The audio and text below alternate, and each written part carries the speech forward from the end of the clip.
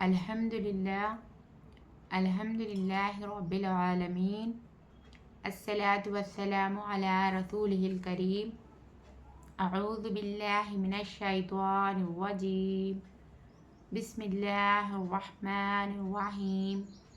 میرے معزز ماں اور بہنوں اور ہمارے اردو اسلامک کورس کے تمام ناظرین، میں آپ تمام لوگوں کو ہمارے چینل میں استقبال کرتی ہوں۔ السلام علیکم ورحمۃ اللہ وبرکاتہ۔ آج میں آپ لوگوں کو ذو الحجہ کے پہلے 10 دنوں کے فضیلتوں کے بارے میں بتاؤں گی۔ آج کا میرا عنوان ہے ذو الحجہ کے پہلے 10 دنوں کے فضیلت۔ اللہ تعالیٰ نے قرآن شریف میں سورۃ الفجر میں فرماتے ہیں کہ والفجر ولیال عشر، قسم ہے فجر کی اور قسم ہے 10 راتوں کی۔ اللہ تعالیٰ نے 10 رات، لیال بولے تو لیل کا جمع یعنی رات کا جمع راتوں، اللہ تعالیٰ نے ولیال عشر، عشر بولے تو 10 بول کر 10 راتوں کی اللہ تعالیٰ نے قسم کھائی ہے۔ مفسرین نے بیان کرتے ہیں کہ وہ 10 رات اللہ تعالیٰ نے جو قسم کھائی ہے وہ ذو الحجہ کے 10 رات ہے۔ اللہ تعالیٰ جب کسی چیز کا قسم کھاتے ہیں تو اس کا عزت و مرتبہ زیادہ بڑھ جاتا۔ ایک حدیث میں ہے، عبداللہ بن عباس رضی اللہ تعالیٰ عنہ سے مروی ہے کہ ایک مرتبہ حضور صلی اللہ علیہ وسلم نے فرمایا، ذو الحجہ کے 10 دن میں نیک اعمال اللہ تعالیٰ کو اتنا پسند ہے کہ ان 10 دنوں کے برابر دوسرے دنوں کے مرتبہ نہیں ہے۔ اللہ تعالیٰ کو ان 10 دنوں کی عبادت رسول صلی اللہ علیہ وسلم نے کیا فرمائے ہیں؟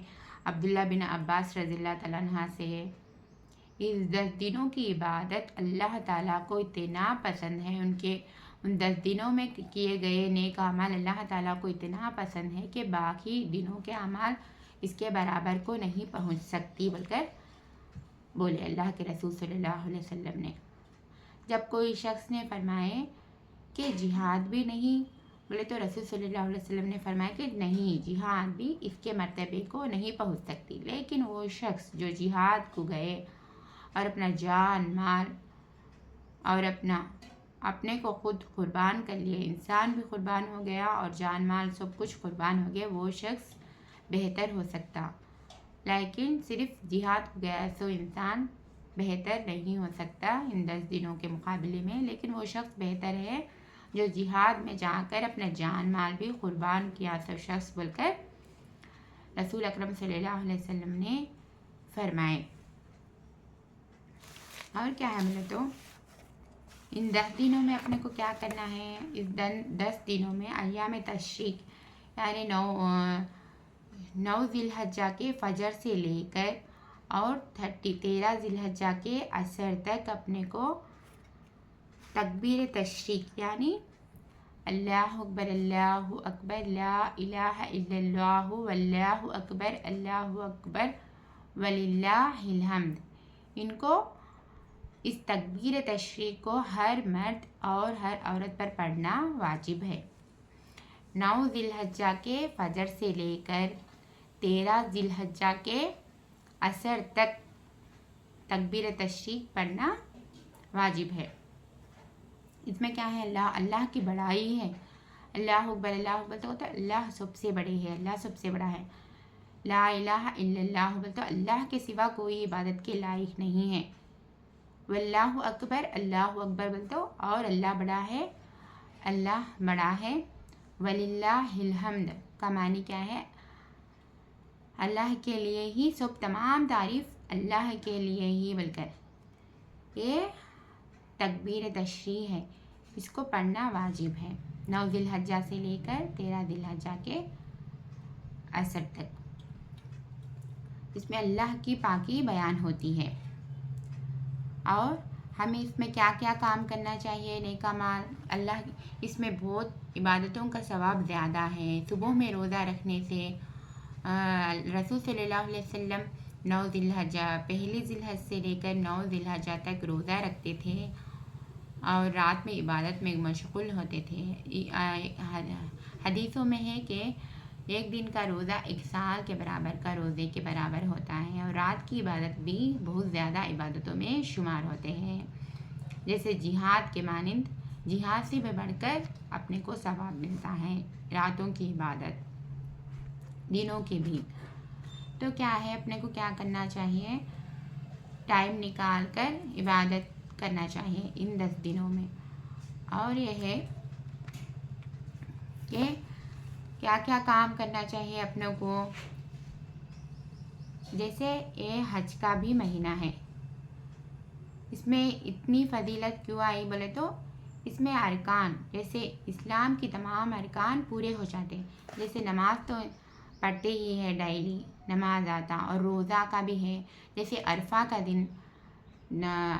دن 2 سال کی عبادتوں کے برابر ہے۔ 1 سال پہلے گناہ معاف ہو جاتے، 1 سال کے پہلے کے گناہ معاف ہو جاتے، اور دوسرا آئندہ آنے والے گناہ بھی معاف ہو جاتے، 1 سال پہلے کے اور 1 سال آنے والے پچھلے گناہ معاف ہو جاتے، آئندہ آنے والے گناہ کو بھی اللہ تعالیٰ معاف فرماتے۔ عرفہ کا دن کا روزہ، 9 ذی الحجہ کا روزہ 2 سال کے گناہوں کو معاف فرماتے۔ اس میں نماز بھی ہے، اس ذی الحجہ کی فضیلت میں نماز آتی، اور روزہ آتا، اور صدقہ، جیسے زکوٰۃ بولے تو جیسے صدقہ اللہ کی راہ میں صدقہ بھی ہے، یہ قربانی کرتے ہم لوگ، صدقہ بھی ہے، اور ایمان، کلمہ تو پڑھتے ہی ہیں، کلمہ ایمان والے ہی ہیں الحمدللہ، اور حج بھی ہے۔ 5 ارکان بھی اس ذی الحجہ کے مہینے میں آ جاتے، اس لیے ذی الحجہ کی زیادہ فضیلتیں ہیں۔ اور اللہ تعالیٰ نے 4 حرم والے 4 مہینے بتائے، 4 حرم والے مہینوں میں یہ مہینہ بھی آتا، ذی الحجہ، ذی القعدہ، ذی الحجہ، محرم، ایسا اللہ تعالیٰ جو 4 مہینے عزت دار حرم والے مہینے بتائے نا، ان 4 مہینوں میں یہ مہینہ بھی ایک ہے۔ اور ان مہینے میں اپنے کو کیا کرنا ہے، تو حج، جو استطاعت والے ہیں الحمدللہ ان پر حج واجب ہے، حج کرنا ہے۔ اور کیا ہے، اپنے کو قربانی کرنا ہے، جو استطاعت رکھتے ہیں ان کو چاہیے کہ وہ قربانی کریں۔ رسول اکرم صلی اللہ علیہ وسلم نے فرمائے کہ جو استطاعت رکھنے کے باوجود بھی حج نہ کرے تو وہ ہمارے عیدگاہ کے قریب نہ آؤ، بلکہ رسول صلی اللہ علیہ وسلم نے فرمائے۔ تو ہمیں چاہیے کہ استطاعت والے تمام لوگ قربانی کریں اللہ کی راہ میں۔ اس قربانی کرنے سے بہت زیادہ نیکیاں ملتے ہیں اور گناہ معاف ہو جاتے ہیں۔ جو جتنے بال دمبے کے رہتے بکرے کے، تو اتنے گناہ معاف ہو جاتے، نیکیاں اور درجات بلند ہوتے اپنے کے۔ اور دوسرا کیا کرنا ہے، نمازوں میں مشغول ہونا چاہیے، نفل نماز ایکسٹرا پڑھنا چاہیے، جیسے تہجد کی نماز، اشراق کی، چاشت کی، اوابین کی، جتنے نوافل ہے ان نوافلوں کی کثرت اپنے کو کرنا چاہیے، اور استغفار زیادہ کرنا چاہیے۔ استغفار کرنے سے اللہ تعالیٰ ہمارے تمام پریشانیوں کو، تمام مشکلات کو حل فرماتے۔ ایک مرتبہ رسول صلی اللہ علیہ وسلم نے فرمائے، اور قرآن شریف میں بھی ارشاد ہے کہ استغفار کرنے سے اللہ تعالیٰ چشمے ابھارتے اور اولاد کو دیتے، بارش برساتے، بول کر قرآن شریف میں اللہ تعالیٰ نے فرمائے۔ استغفار پڑھنے سے اپنے کو اولادیں نصیب ہوتے، بارش برساتے، قحط کم ہوتی، اور جتنے بھی پریشانیاں ہیں استغفار کی برکت سے اللہ تعالیٰ ان پریشانیوں کو دور فرماتے۔ ہم کو چاہیے کہ ان 10 دنوں میں ہم استغفار کریں، نوافل کی کثرت کریں، اور روزہ رکھیں، اور استطاعت ہے تو حج کریں، تہجد گزار بنیں، اور ماں باپ کے ساتھ اچھا سلوک کریں، اور صدقہ بھی دیں۔ یہ ذی الحجہ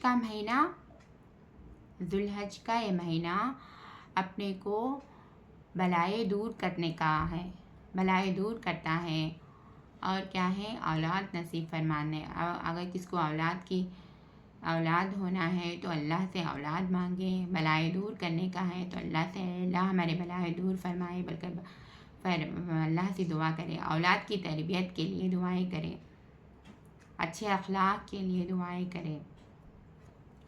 اور میں آپ لوگوں کو 4 دعائیں بتاتی ہوں کہ اولاد کے لیے ہم کو کیا کرنا چاہیے۔ ربنا هب لنا من ازواجنا وذریاتنا قرۃ اعین واجعلنا للمتقین اماما۔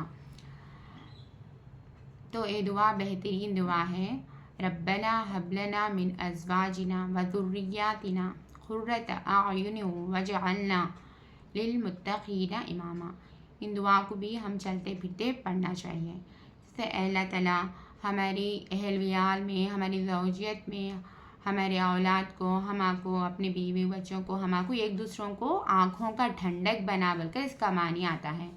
تو یہ دعا پڑھنے سے شوہر بیوی میں، اولاد میں ایک دوسرے پیار محبت سے رہنے اور ایک دوسرے آنکھوں کا ٹھنڈک بننے کے واسطے اللہ تعالیٰ ایک دوسروں کے لیے اولاد بیوی بچے سب کو اللہ تعالیٰ اچھے بنا دیتے اس دعا کی برکت سے۔ اس دعا کو بھی الحمدللہ آپ لوگ اس ذی الحجہ کے مہینوں میں پڑھتے رہیے، تاکہ اللہ تعالیٰ آمین کہہ دیے تو اپنے گھر کے معاملات سدھر جاتے، اپنے اولاد کی تربیت بھی انشاءاللہ ہو جاتی۔ اور کیا کرنا ہے، کاموں کی آسانی کے لیے ایک بہترین دعا یہ ہے کہ اللہم لا سہل الا ما جعلتہ سہلا وانت تجعل الحزن سہلا اذا شئت۔ جیسے کاموں میں اللہم لا سہل الا ما جعلتہ سہلا وانت تجعل الحزن اذا شئت۔ اس کا معنی کیا ہے، اے اللہ کوئی بھی کام آسان نہیں ہے جب تک تو اس کام کو آسان کرنا نہ چاہا۔ آپ غم اور فکر کو جب چاہے تب آسان کر سکتے ہیں، بلکہ اے اللہ کوئی بھی کام آسان نہیں ہے۔ اللہم اے اللہ، لا سہلا، لا بولے تو نہیں، لا سہلا، سہلا بولے تو آسان، اے اللہ کوئی بھی کام آسان نہیں ہے، لا سہلا الا مگر، ما جعلتہ مگر تو نے جو چاہا، تو نے جو کیا تبھی وہ کام آسان ہو سکتی ہے۔ اللہم لا سہلا الا ما جعلتہ سہلا، ما جعلتہ الا، اللہم لا سہل الا ما جعلتہ سہلا وانت تجعل الحزن سہلا اذا شئت۔ کوئی بھی کام آسان نہیں ہے جب تک تو آسان کرنا نہ چاہا، اور تو غم و فکر کو جب چاہے تب آسان کرتا ہے۔ برکل اللہ تعالیٰ سے دعائیں کرنا ہے۔ اور کیا ہے، اپنے کو کبھی بھی جب مسجد میں گئے تو اپنے کو کیا کرنا، اللہم افتح لی ابواب رحمتک بول کر دعائیں کرنا۔ یہ دعا بھی بہترین دعا ہے، اے اللہ میرے لیے رحمت کے دروازے کھول دے بول کر معنی آتا ہے۔ جب اللہ کی رحمت تمام، اللہ کی ایک ہی رحمت تمام دنیا کے لیے کافی ہے، تو ہم اللہ سے یہ دعائیں کرتے ہیں، اللہ میرے لیے رحمت کے دروازے کھول دے بولے تو اللہ تعالیٰ کی ایک ہی رحمت تمام دنیا کے لیے کافی ہے، تو اللہ تعالیٰ ہمارے لیے رحمت کے دروازے ہی کھول دیتا، تو ہماری زندگی میں بہت ساری کامیابی نصیب ہوتی ہے۔ جو مسجد میں جا کر جو دعائیں پڑھتے نا، وہ دعا کی اللہ تعالیٰ اگر آمین کر دیے تو ہماری زندگی تبدیل ہو جاتی۔ اس دعا کو بھی کمپلسری پڑھتے رہیے۔ اور کیا ہے، ربنا آتنا فی الدنیا حسنۃ وفی الآخرۃ حسنۃ وقنا عذاب النار۔ اے اللہ ہمیں دنیا میں بھی کامیابی دے اور آخرت میں بھی ہمیں کامیابی نصیب فرما۔ یہ دعا بھی پڑھتے رہیے۔ میں آپ لوگوں کو 4 دعائیں بتائی ہوں الحمدللہ۔ یہ 4 دعائیں کو بھی اس ذی الحجہ کے 10 دنوں میں کمپلسری پڑھتے رہو۔ اور ایام تشریق تو یہ تو بھولو نہ کو، 9 ذی الحجہ سے لے کر 13 ذی الحجہ تک اللہ اکبر لا الہ الا اللہ، اللہ اکبر وللہ الحمد پڑھتے رہو۔ استغفار کرتے رہو، کلمہ کی ورد کرتے رہو، اور تمام کاموں سے اللہ تعالیٰ اپنے نیکیاں بڑھائیں گا انشاءاللہ، اور ہمارے تمام ادھورے کام بھی اللہ کے فضل سے آسان ہو جائیں گے۔ اور کیا ہے بولے تو 5 روزوں کو اللہ تعالیٰ نے حرام فرمائے۔ 5 روز کیا ہے، وہ سب 5 روز، ایک عید الفطر کا روزہ، جیسے رمضان کا روزہ نہیں رہنا چاہیے، اس کو اللہ تعالیٰ نے عید قرار کیا، رمضان کا روزہ نہیں، اور عید الاضحیٰ کا روزہ جیسے 10 ذی الحج کا، اور ایام تشریق کے 3 روز 11 12 13 پورے عید الفطر اور عید الاضحیٰ اور ایام تشریق کے 3 دن 11 12 13 ان پانچ روزوں کو اللہ تعالیٰ نے حرام فرمایا. ان 5 روزوں کو کبھی بھی نہیں رہنا چاہیے کیونکہ اللہ تعالیٰ نے ان کو عید قرار خوشی کا دن اور عید کا دن قرار فرمایا. اللہ تعالیٰ ہم تمام لوگوں کو سننے اور پڑھنے سننے سے زیادہ پہلے عمل کرنے کی توفیق عطا فرمائے. اللہ تعالیٰ مجھے اور آپ تمام لوگوں کو زندگی میں برکتیں نصیب فرمائے اور ہماری اولاد کو نیک بنائے.